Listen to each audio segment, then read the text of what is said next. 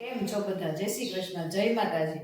તો અમે જઈએ છીએ આજે પાલીતાણા બાજુ, કારણ કે આ સુરતવાળા લોકો બધા આવ્યા છે, તો એની સાથે ફરવા જઈએ અને થોડોક ટાઈમ એન્જોય કરી લઈએ. પછી તો આખું વર્ષ ન કરીએ અને કામ તો કરવાનું જ છે. તો મેં લીધા છે ચશ્મા, કારણ કે ફોટા સારા આવે એટલે, અને પર્સ તૈયાર કરું છું. બે લીધા છે એપલ બાળકોને ખાવા માટે, અને આ લીધું છે સ્ટેન્ડ, ઈ સેલ્ફી કરવા માટે. થેન્ક યુ પર્સ તમારું. એપલ કટ કરીને લઈ લો એટલે ત્યાં ચપ્પુ લઈ જવાની જરૂર ના પડે.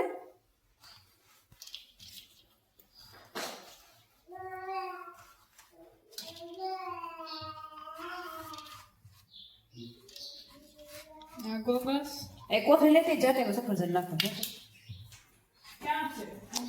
ના દેખો છે છે નન્ની.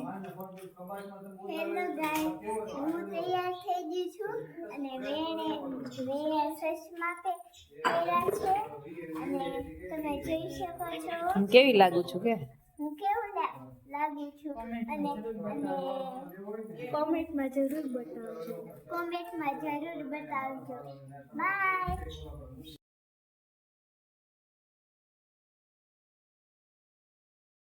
તો ફાઇનલી ગાઈસ અમે નીકળી ગયા છીએ અને જવામાં થઈ ગયું છે થોડુંક લેટ. 11 વાગી ગયા છે અને થોડોક તડકો પણ થઈ ગયો છે, કારણ કે તૈયાર થયા એટલે થોડુંક મોડું થઈ ગયું છે જવામાં. ફાઇનલી પાલીતાણા અને અહીંયા જવા માટે નીકળી ગયા છીએ અને આ સુરતી લોકો પણ સાથે છે. જો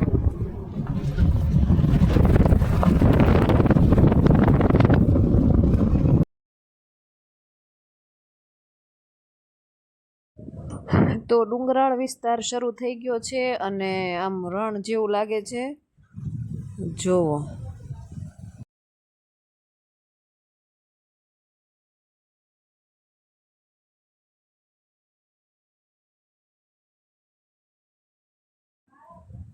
તો આ જે ટેકરીઓ આવેલી છે ત્યાં બહુ સમય પહેલાં ગાયો અને ભેંસો ચરાવવા માટેની જગ્યા છે. ત્યાં લોકો જે ખેડૂત લોકો છે તે ગાયો અને ભેંસો લઈને આવતા ચરાવવા માટે, ઘાસચારો કરાવવા માટે. તો તમે જોઈ શકો છો હજુ પણ ગાયો અને ભેંસો લોકો ચરાવવા માટે લઈને આવે છે અને આ ટેકરીઓ જોવાની પણ મજા જ કંઈક અલગ આવતી હોય છે. હવે આવી ટેકરીઓ સિટીમાં તો ઓછી જોવા મળે, પણ ગામડે તો તમને મળી જ રહે ટેકરી જોઈ હોય તો.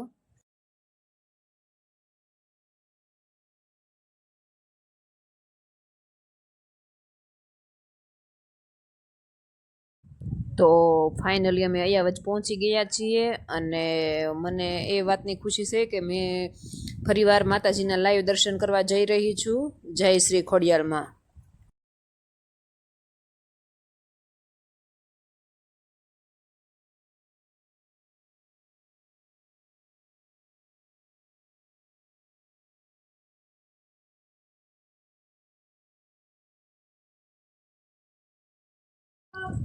હવે દર્શન કરવા જાશું.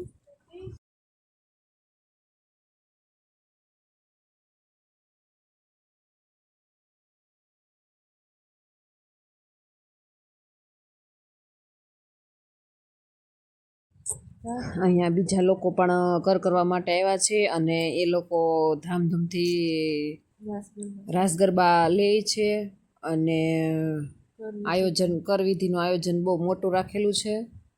અહીંયા જો માતાજીની ચુંદડી અને પ્રસાદી મળે છે અને રમકડાની નાની નાની દુકાનો પણ છે.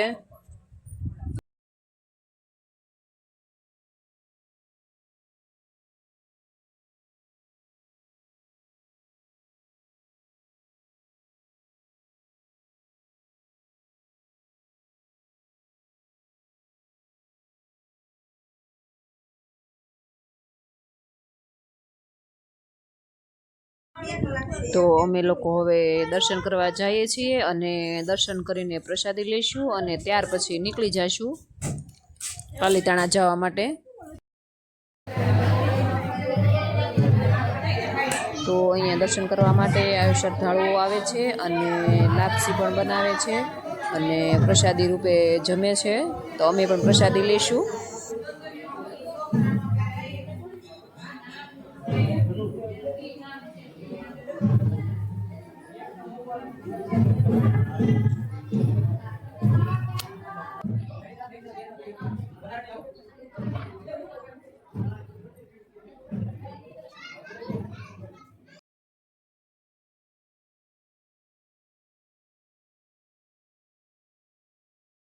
તો અમે લોકો અયાવજથી હવે પાલીતાણા જવા માટે નીકળી ગયા છીએ.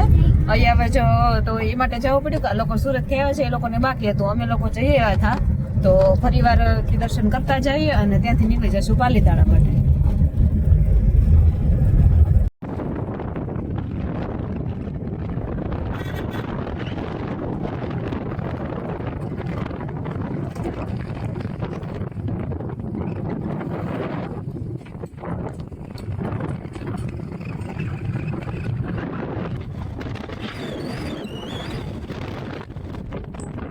આ બાજુ ડુંગરાળ વિસ્તાર છે અને ડુંગરા બહુ મોટા મોટા છે. ડુંગરા જોવાની બહુ જ મજા આવે એવા છે. તો ગાઈસ, તો ફાઇનલી પાલીતાણા પહોંચી ગયા છીએ અને થોડી વારમાં દર્શન કરવા જઈશું. તો વિડીયોમાં બના રહેજો. તો ગાઈસ, આ બહુ મસ્ત મજાના પર્સ મળે છે અહીંયા. જો અહીંયા તમે મસ્ત પર્સ છે, વર્કવાળા છે. આવા પણ પર્સ હોય આ બટવા કે પર્સ નો કે આને બટવા કહેવાય. બટવા પણ બહુ ફાઇન છે. પાલીતાણામાં જયપુરી વસ્તુ બધી બહુ ફાઇન મળે છે અને વર્કવાળી વસ્તુ પણ બહુ ફાઇન છે. ચોલી, દુપટ્ટા, નવરાત્રી માટે પણ બહુ બધી વસ્તુ મળી રહેશે.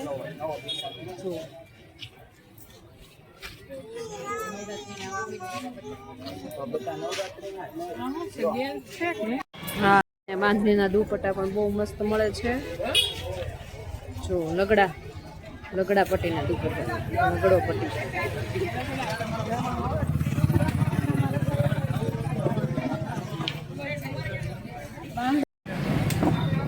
તો અહીંયા ચોલી અને દુપટ્ટા બહુ ફાઇન મળે છે અને મોંઘા પણ છે. તો અવનવી દુપટ્ટાની વેરાયટી તમામ અહીંયા મળી રહી છે અને દુપટ્ટા માટે જાણીતું છે અને દૂર દૂરથી લોકો અહીંયા ખરીદી કરવા માટે પણ આવે છે, કારણ કે વર્કવાળી બધી જ વસ્તુ મળી રહી છે અહીંયા.